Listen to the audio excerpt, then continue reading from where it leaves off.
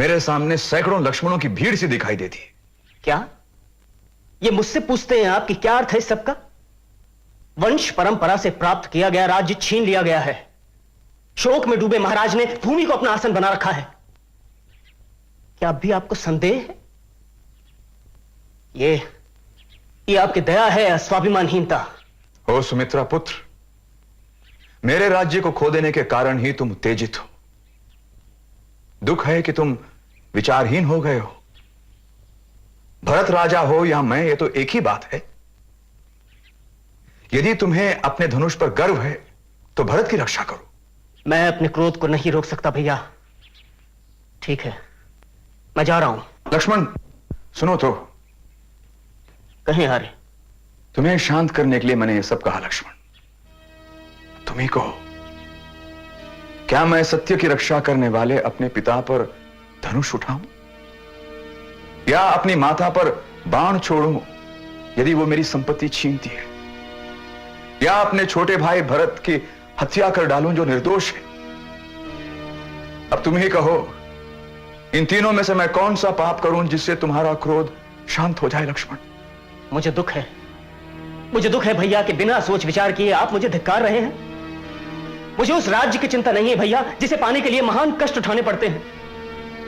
मुझे तो केवल इस बात की चिंता है कि देश निकाला होगा और आपको 14 वर्षों तक वनों में निवास करना पड़ेगा। तो इसलिए महाराज मूर्छित हो गए थे? इससे तो उनकी दुर्बलता प्रकट हुई।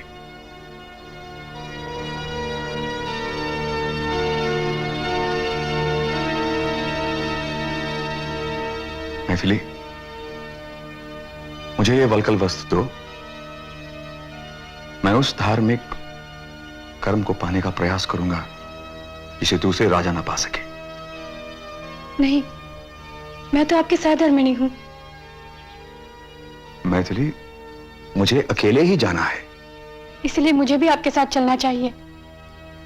मैथिली, इसका अर्थ है वन में रहना। मेरे लिए वही महल होगा। परंतु तुम्हारा कर्तव्य है मेरे माता पिता की सेवा करना। इसके लिए देवता मुझे माफ करें।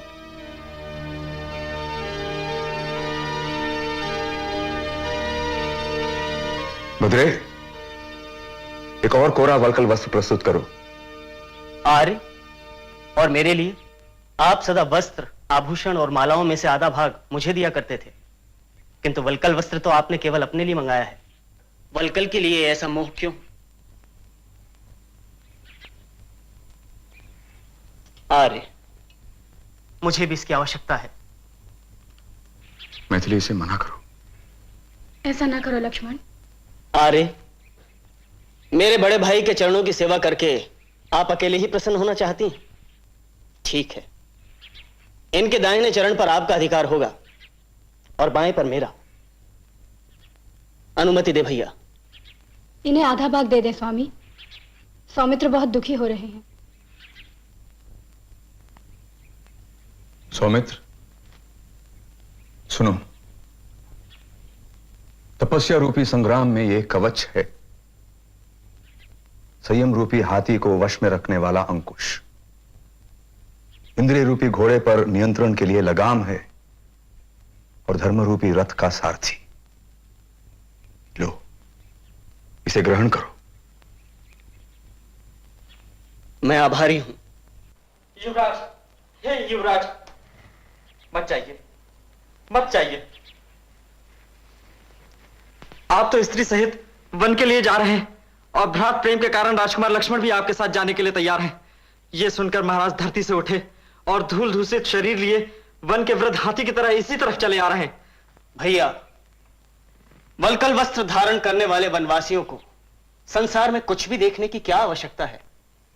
लक्ष्मण, हमारे जाने के बाद महाराज इन सोने भवनों को देखा करेंगे जिनमें हम कभी रहा करते थे।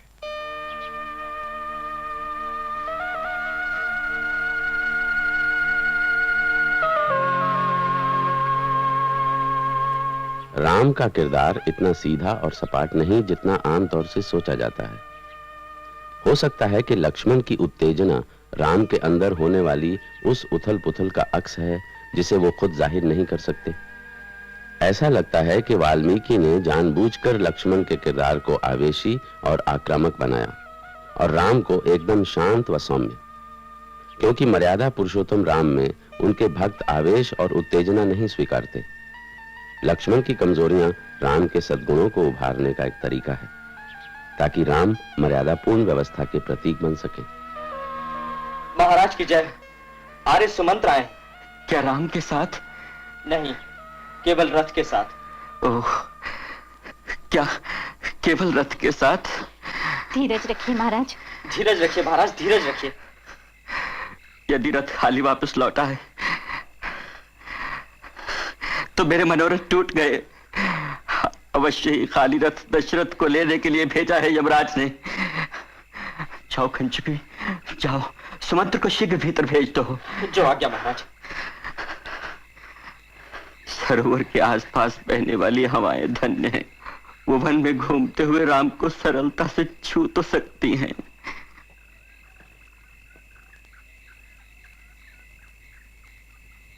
महाराज,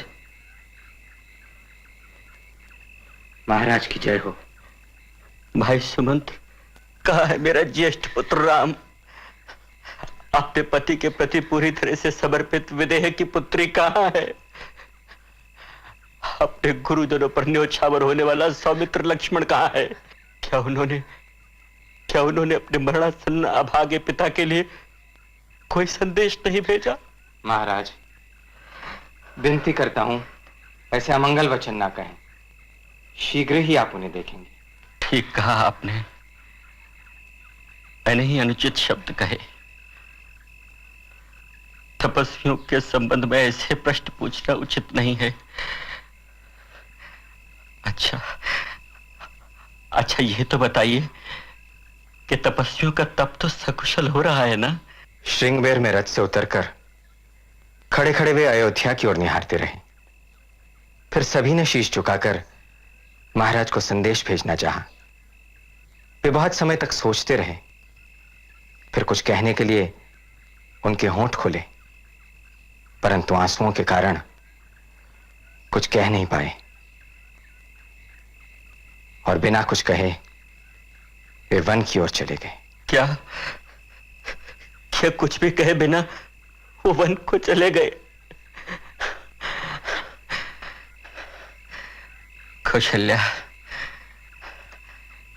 कौशल्या मेरी भुजाओं को सहलाओ। कौशल्या,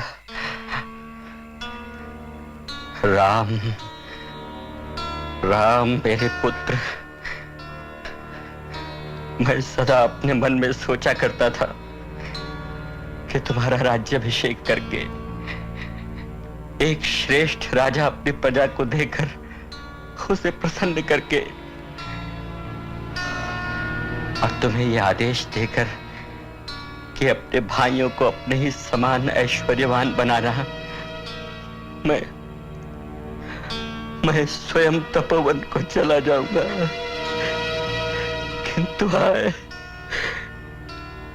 कैकेयी ने पल भर में ही सब कुछ पलट कर रख दिया। सब कुछ पलट कर रख दिया। सुमंत्र जाओ और कैकेयी से कह दो कि मेरा राम वन को चला गया है। उसके मन की अभिलाषा पूरी हो गई।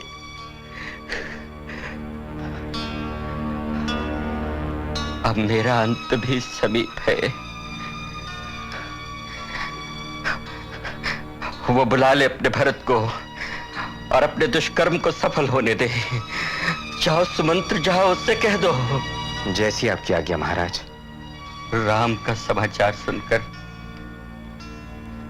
मेरे दग्ध हृदय को सांत्वना देने के लिए मेरे पितर भी आ गए हैं। वो रहे देवराज इंद्र के मित्र महाराज दिलीप, और ये परम प्रतापी महाराज रघु, और ये मेरे पिता महाराज अज।